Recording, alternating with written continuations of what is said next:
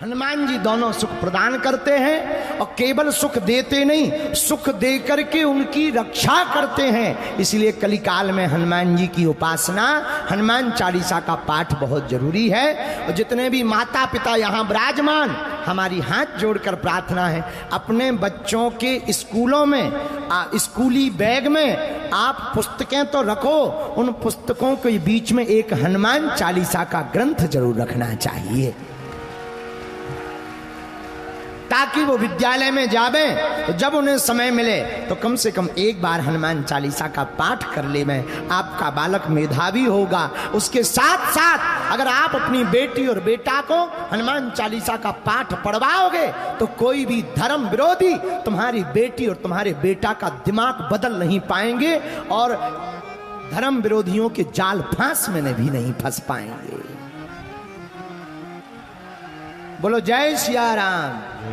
अब हनुमान जी के ऊपर हमें एक गीत बड़ा याद आ रहा, जल्दी में सुना देवे आपको, क्योंकि हमें भी आगे जाना है। तुम्हें तो कोई काम नहीं है, हाँ, हमें तो काम ही काम है।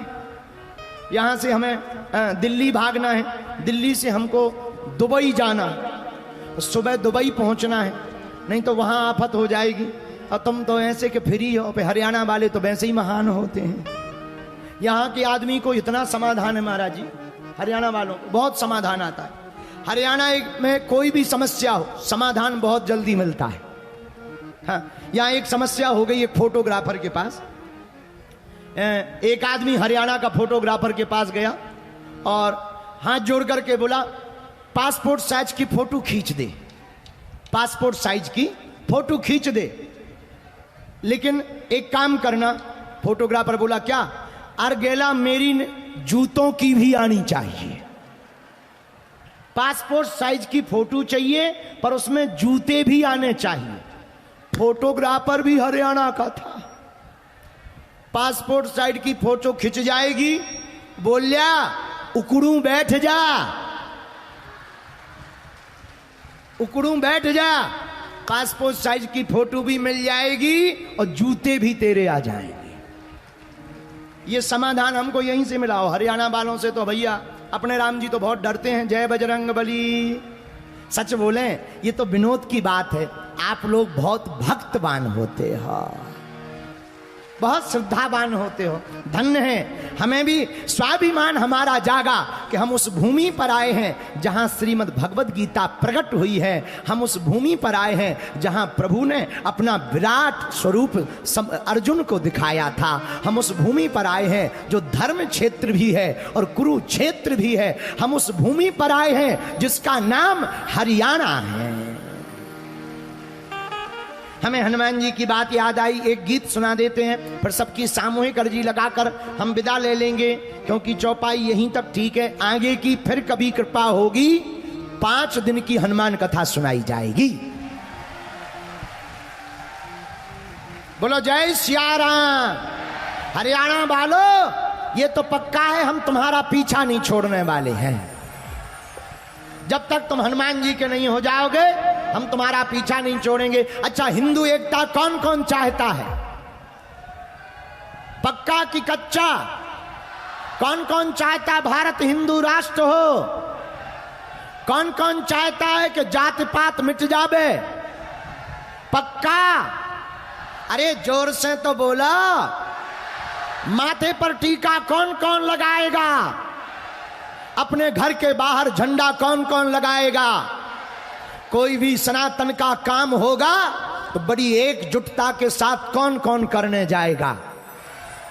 जिस प्रकार इस्लाम धर्म के लोग शुक्रवार को जाते हैं, ईसाई वाले रविवार को जाते हैं, हिंदुओं तुम्हें अगर अपनी संस्कृति को और संस्कृति को बचाना है तो तुमको भी मंगलवार और शनिवार को मंदिरों में जाना प्रारंभ करना चाहिए। लोग हमसे पूछते हैं कि तुम्हें क्या चाहिए?